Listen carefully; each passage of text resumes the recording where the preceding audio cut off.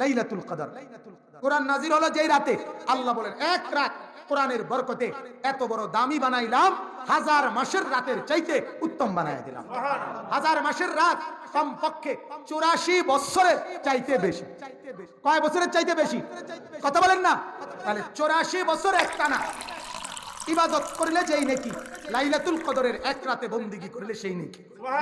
কেউ যদি 10টা সবে কদর পায় নিজের হায়াতে আর ঠিক মতো বন্দিগি করতে পারে, তাহলে 80 করেও যদি ধরে 800 বছর।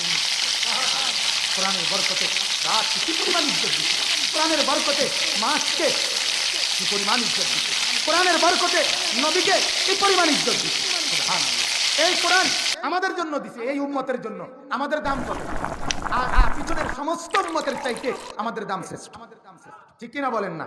কোরআনে আছে তাফসিরে আল্লাহ সব নবীর উম্মতকে ডাকছে ইয়া আইয়ুহাল মাসাকিন।